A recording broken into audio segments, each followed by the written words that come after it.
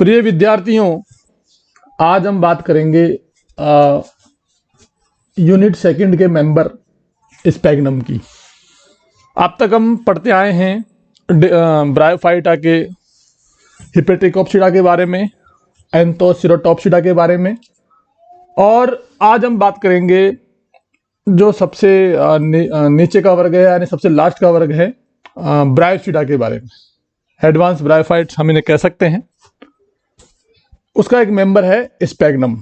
इसको हम दलदल मास, पीट मास भी कहते हैं। स्पैग्नम आर्थिक दृष्टि से काफी महत्वपूर्ण है। इसकी चर्चा हम अंत में करेंगे। ब्रायोफाइटा समूह का सबसे बड़ा वर्ग, जिन्हें हम कहते हैं मॉस, यह है क्लास ब्रायोफिडा में। इसके 660 वंश हैं और 14,500 जातियां पूरे विश्व में पाई जाती हैं। लिवरवर्ट्स की तुलना में, यानी क्लास हिपेटिकोप्सिडा के मेंबर की तुलना में, इस वर्ग के पादप स्थलीय जीवन के लिए अधिक अनुकूलित होते हैं और उन्हीं लक्षणों के बारे में हम यहां पर बात करेंगे। इस वर्ग के पादप जो है विश्वव्यापी हैं। अधिकांश शीतोष्ण, उष्ण शीतोष्ण क्षेत्रों में बहुतायत पाए जाते हैं। समुद्र तल से 400 से 1800 फीट ऊंचाई पर भी ये प्लांट्स मिलते हैं तथा इसकी कुछ जातियां 18,000 से 20,000 फीट की ऊंचाई पर भी पाई जाती हैं।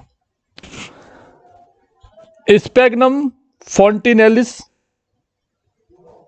जो जलीय वंश है, इनको छोड़कर अधिकांश जो इस वर्ग के समूह जो पादप हैं वो सारे स्थलीय हैं, जो वनों की भूमि पर, चट्टानों पर और पुरानी दीवारों पर पाए जाते हैं।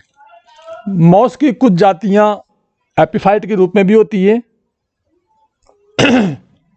कुछ वंश जैसे एंड्रिया, पॉलीट्राइकम, ये खुले शुष्क एनवायरनमेंट में भी पाई जाती हैं। मरुस्थल में पाया जाने वाला जो इस समूह का प्लांट है वो है टोर्टुला डेस्टोरम, यानी ये जो स्पीसीज है ये मरुस्थल में पाई जाती है। इसके अलावा इसके कुछ मेंबर हैं जो सेफ्रोफाइट होते हैं, मर्तोपजीवी जातियां होती है।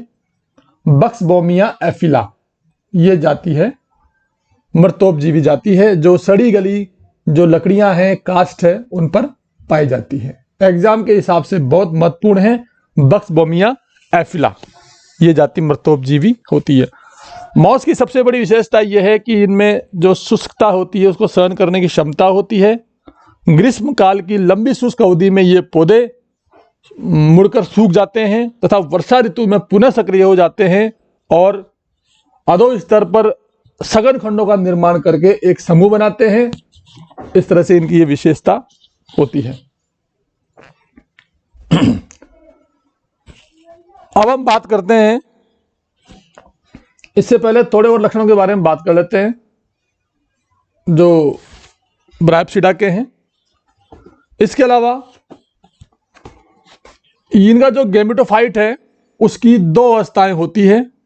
पहली अवस्था होती है प्रोटोनिमा अवस्था, प्रोटोनिमा, PROTONEMA,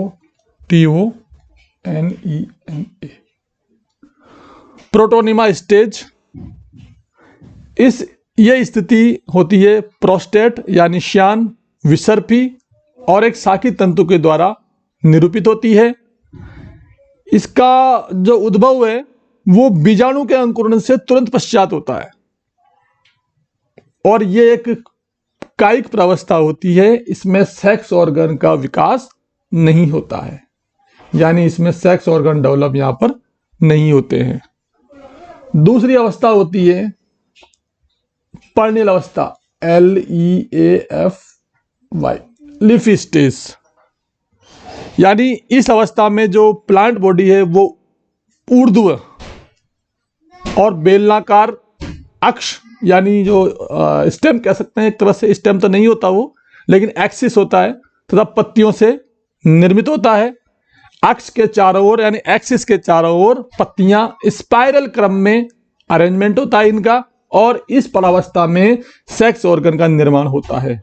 तो देखिए इस ग्रुप में दो तरह की अवस्थाएं पाई जाती है गैमेटोफिटिक फेज की, प्रोटोनीमा यानी प्रथम तंतु अवस्था, और दूसरी है पर्निल अवस्था। ये दोनों अवस्थाएं यहां पर पाई जाती है, जबकि जो लोअर क्लासेस जो अपन बात कर रहे थे हिपेटिक ऑप्सिडा की, एंथोसिरोटॉप्सिडा की, उनमें ये अवस्थाएं नहीं पाई जाती हैं। जो पर्निल गैमेटोफाइट है वो ऊर्ध्व अक्ष vertical axis leaves and rhizoids में विभेदित होता है। मुख्य अक्ष शाखित भी हो सकता है, अशाखित भी हो सकता है, और जो शाखाएं हैं सदैव पत्ती के नीचे उत्पन्न होती हैं। पत्तियां छोटी होती हैं, सरल होती हैं, अवरंत होती हैं, और इस स्पैग्नम के कुछ वंशों को छोड़ के आदि वंशों में सुस्पष्ट मध्य शिरा भी पत्ती के बीच में पाई जाती है। अब यहाँ पे सबसे बड़ी विशेषता की बात कर रहा हूं मैं। यहाँ पे मूलाभास बहुकोशिकीय एवं शाखित होते हैं। इनमें कोशिकाओं के बीच ऑब्लिक सेप्टा पाए जाते हैं, यानी त्रियक पट पाए जाते हैं। जैसे हम राइजोइड्स की यहाँ पे बनाएं, ये राइजोइड्स है, तो यहाँ पे तिरछे पट ऑब्लिक सेप्टा यहाँ पे पाए जाते हैं। अक्ष का जो आंतरिक उत्तक है सेंट्रल कंडक्टिंग रीजन, और परिधीय कॉर्टेक्स में उसका विभाजन होता है। पत्तियां केवल एक कोशिक मोटी होती है। कायिक जनन विशेष पर्निल शाखाओं के द्वारा प्रथम तंतु शाखन के द्वारा जैमी के द्वारा होता है। मेल और फीमेल ऑर्गन का जो शाखाएं हैं वो सील्स के समूह पे डेवलप होती हैं। पौधे डायोसियस होते हैं, अच्छा, अथवा मोनोसियस भी हो सकते हैं। पुंदानियां सवरंत क्लब शेप्ड होती हैं। इसके अलावा इस वर्ग की जो पुंदानियां हैं वो क्लास हिपेटिक ऑप्सिडा की तुलना में अधिक संकीर्ण एवं लंबी होती है। पुंदानियों का जैकेट एक स्तरीय होता है, पोमनो द्विकशाभिक और कुंडलित होता है। स्त्रीदानियां जो है वो सवरंत होती हैं, तथा हिपेटिक ऑप्सिडा की तुलना में इस वर्ग के सदस्यों की स्त्रीदानी जो कि उसकी ग्रीवा है अधिक लंबी 4 से 50 कोशिकीय होती है, तथा अंडदा स्थूल होता है, मैसिव प्रकार का होता है। यहाँ एक मुख्य विशेषता है, इसके बारे में बाद में बात करेंगे। निषेचन कॉमन तरह से जल की उपस्थिति में होता है, और स्पैग्नम एंड्रिया को छोड़कर सभी सदस्यों में जो स्पोरोफाइट है उसमें फुट, सीटा और कैप्सूल पाया जाता है। सीटा लंबा होता है स्पैग्नम, और एंड्रिया में सीटा अस्पष्ट होता है। कैप्सूल में अनेक बंद क्षेत्र पाए जाते हैं। कैप्सूल भित्ति, प्रच्छद, पेरिस्टोम, कोलुमेला। हम यहाँ देखो विशेष बात कर रहे हैं कि जो जो हम एडवांस ब्रायोफाइट की तरफ बढ़ रहे हैं, कैप्सूल में बंद क्षेत्रों की जो घनत्व है वो लगातार बढ़ता जा रहा है।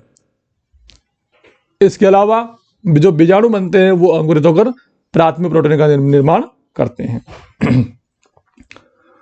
जो अब क्लास ब्रायोप्सिडा को बांटा गया है सब क्लास स्पेग्नोब्राया में, स्पेग्नोब्राया, और इसके अलावा 3 में बांटा गया था ये स्पेग्नोब्राया, एंड्रियोब्राया, यूब्राया। हम बात कर रहे हैं स्पेग्नोब्राया की।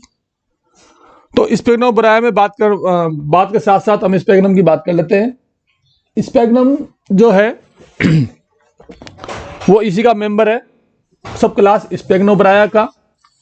इसके इस वीडियो में बात करेंगे हम क्लासिफिकेशन की, आवास एवं जातियों की यानी क्लासिफिकेशन की, हैबिटेट एंड स्पीसीज की, मैच्योर स्पोरोफाइट की जो बाह्य संरचना की, और इनके बारे में हम बात अभी नहीं करेंगे, बाद में करेंगे बात। तो ये है स्पेग्नम का क्लासिफिकेशन। सबसे पहले हम पढ़ते आ रहे हैं, जैसे पहले ही पढ़ा हमने, डिवीजन ब्रायोफाइटा क्लास। अब यहां पे हिपेटिक ऑप्सिडा भी नहीं है, एंथोसिरोटॉप्सिडा भी नहीं है, यहां पे है क्लास ब्रायोप्सिडा। सब क्लास स्पेग्नोब्राया, जैसे कि हमने पहले बात कर चुके हैं। Order Sphagnales, family Sphagnaceae, genus Sphagnum. ये इसका क्लासिफिकेशन आपको याद रखना है।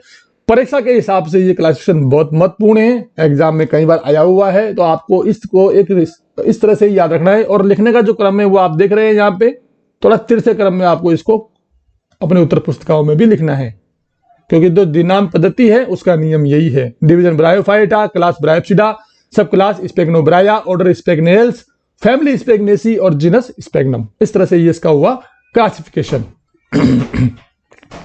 अब हम बात करते हैं स्पेगनम के बारे में।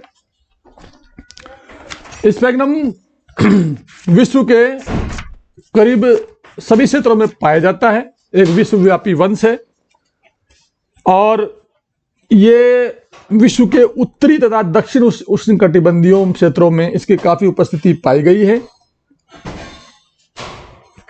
ये जलीय अथवा अंश जलीय पादप है। कुछ जातियां जलीय होती है, कुछ अंश जलीय होती हैं। इसके अलावा जो जातियां हैं ये मुख्य रूप से दलदल भूमि में, छायादार पर्वतीय स्थानों पे, तालाबों में और या निरंतर जो पानी टपकते हैं उनकी चट्टानों में ये प्लांट्स पाया जाता है। ये पादप बहुवर्षीय पादप है और सघन समूहों में उगता है। डेंस टफ्ट्स यानी सघन समूहों में इसकी उगने की प्रवृत्ति है, इसलिए ये एक तरह से गलीचे रूप में पाए जाते हैं चट्टानों के ऊपर। और इनकी मुख्य विशेषता है जो हम पहले बात कर रहे थे, स्पेगनम और जो इसके अन्य जो जलीय पादप हैं के मृतिक जो कार्बनिक अवशेष हैं बड़ी मात्रा में इकट्ठे होकर दलदल का निर्माण करते हैं। पादप के जो पुराने आधारी भाग हैं वो टूटकर जल के तल में इकट्ठे होते रहते हैं तथा अम्लीय माध्यम के कारण मृत कार्बनिक पदार्थों का अपघटन नहीं हो पाता है, जिसके फलस्वरूप इनकी लगातार जो लेयर्स हैं वो जमती रहती हैं और अत्यंत कठोर काले पदार्थ का निर्माण होता है जिसे हम कहते हैं पीट। और इस पीट को हम बाद में कालांतर में कोयले में परिवर्तित हो जाता है, इसलिए इसको कहते हैं पीट मॉस, बॉग मॉस, दलदल मॉस। इस तरह से इसका ये महत्वपूर्ण गुण है। और जो ये जो पदार्थ है ये कवक और जीवाणु के प्रति प्रतिकूल वातावरण बनाता है और इसका जो अपघटन है अत्यंत मंद प्रकार से होता है, इसलिए ये वहां पे जमा हो जाता है। इसकी विश्व में लगभग 340 जातियां पाई जाती हैं।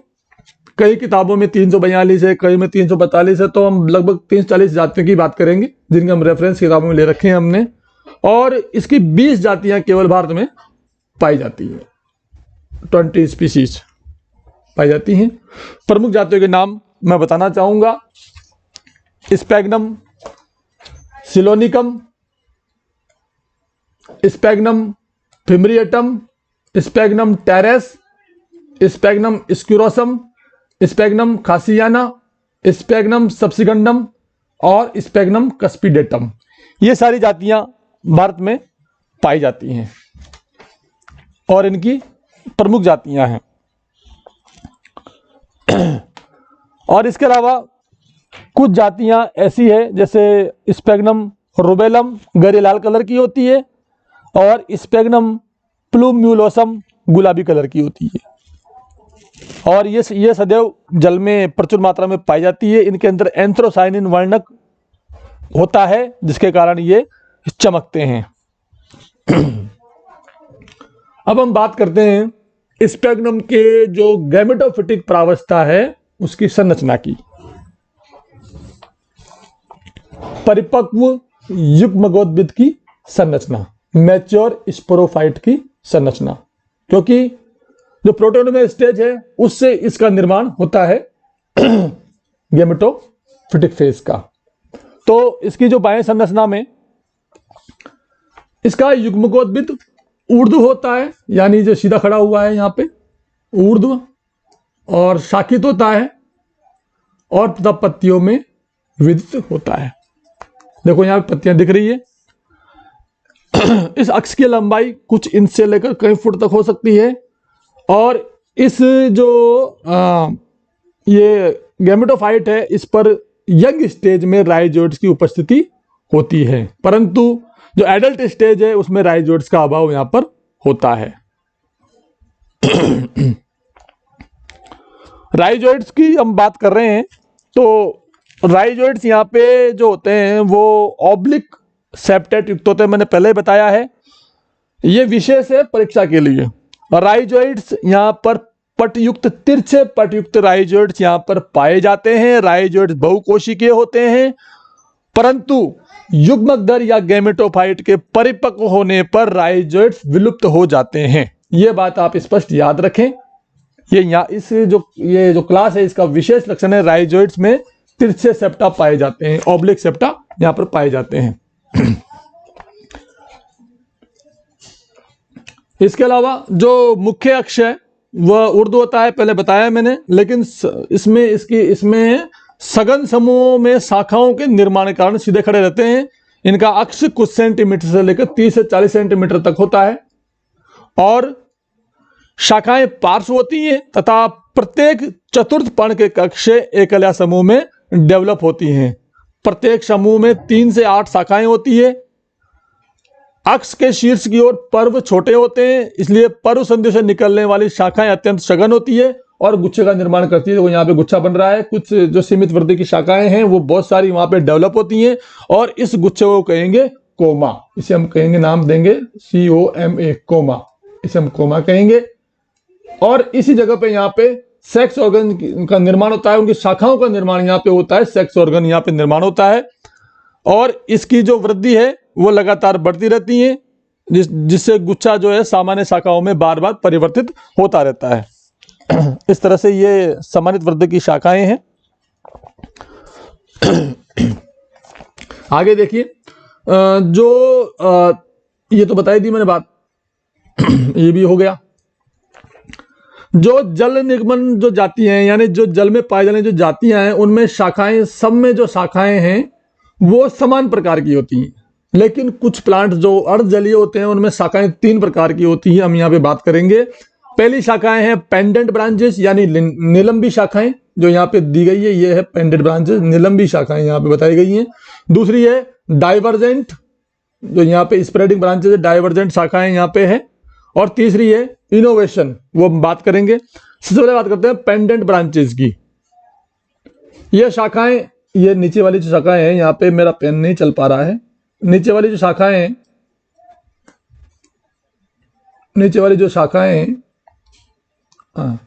ये जो शाखाएं नीचे वाली, ये है पेंडेंट ब्रांचेस। ये शाखाएं लंबी, पतली, मुख्य अक्ष के समांतर होती हैं तथा नीचे लटकी होती हैं और मुख्य अक्ष को सघनता से ढकी रहती हैं, यानी अक्ष के समानांतर ये लगातार चलती हैं। इन्हें कहते हैं पेंडेंट ब्रांचेस, या हिंदी में कहें तो निलंबी शाखाएं।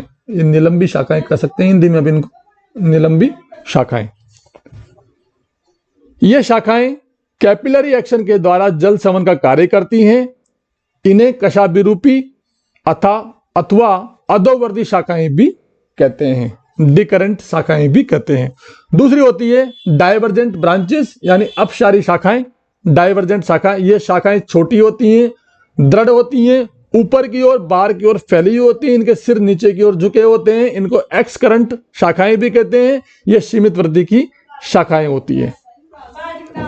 यह है डाइवर्जेंट ब्रांचेस। तीसरी है इनोवेशंस, जो हमने पहले ही बात की है। समूह की कुछ शाखाएं असीमित वृद्धि की होती हैं, जो मुख्य से समान व्यवहार करती हैं। इन शाखाओं के पर्णकक्ष से शाखा गुच्छ तथा शीर्ष पर कोमा डेवलप होता है। ये शाखाएं मुख्य स्वतंत्र होकर नए पादप का निर्माण होती है और कायिक जनन में सहायक होती है। ये शाखाएं होती हैं यहाँ पर, इन्हें कहते हैं इनोवेशंस, यानी नई शाखाएं हम कह सकते हैं। अब हम बात करते हैं पत्तियों की। जो शाखाएं हैं इन पर पत्तियां सघन विन्यासित रहती हैं, जबकि मुख्य अक्ष पर पत्तियां कम सघन होती है। पत्तियां स्पाइरल क्रम में 2/5 पर्ण विन्यास में विन्यासित रहती हैं। प्रत्येक पर्ण अवरंत शिराविहीन अंडाकार होती है, जिसकी मोटाई 1 कोशिक होती है। अर्धजलीय जातियों में मुख्य अक्ष की पत्तियां छोटी व सल्की होती हैं, जबकि जल निगमन जातियों में मुख्य अक्ष व शाखाओं की पत्तियां समान संरचना प्रदर्शित करती हैं। तरुण पर्ण की कक्ष में ग्रंथिल रोम पाए जाते हैं, परंतु वयस्क पर्ण में ये रोम मुरझाकर झड़ जाते हैं। राइजोइड्स की हम पहले बात कर ही रहे थे। राइजोइड्स यहाँ पे बहुकोशिक होते हैं, मल्टीसेलुलर होते हैं, शाखित होते हैं तथा ऑब्लिक सेप्टा युक्त यहाँ पे राइजोइड्स पाए जाते हैं। इस तरह से ये बाह्य संरचना है। यहाँ पे आपको मैं बता दूं, सीमित वृद्धि की शाखाएं होती है, और इसके अलावा जो ये वो एक बार और रिपीट कर लेते हैं, ये वाला हिस्सा है ये कोमा, COMA कोमा। ये यहाँ पे जो शाखाएं हैं ये लगातार वृद्धि करके यहाँ पे गुच्छों का निर्माण करती है। दो तरह की शाखाएं यहाँ पे है, पेंडेंट, ये पेंडेंट शाखाएं हैं, और जो ये बाहर के निकल ये है डाइवर्जेंट शाखाएं हैं यहाँ पे। और ये है यहाँ पे इसका मेन एक्सिस, मुख्य अक्ष, ये यहाँ पे इसका मुख्य अक्ष है।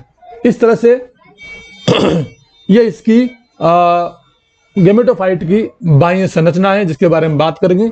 और इन किताबों के हम धन्यवाद देते हैं इन बुक्स का जिनसे हमने कंटेंट लिए हैं, जिनके द्वारा मैं आपको पढ़ा पा रहा हूँ, जिसमें आपस विविधताएं त्रिवेदी शर्मा घनखंड की पुस्तक है, वर्मा चौधरी गेना की है, सिंह पांडे जैन की है, सतीश कुमार जी की है, वशिष्ठ की है, और गूगल विकिपीडिया और गूगल इमेज कंटेंट का बहुत धन्यवाद कि जितने फोटोग्राफ्स हैं सब गूगल से लिए गए हैं। इसका सारा श्रेय गूगल को जाता है और इसके द्वारा ही इसका माध्यम से ही मैं आपको पढ़ा पा रहा हूं।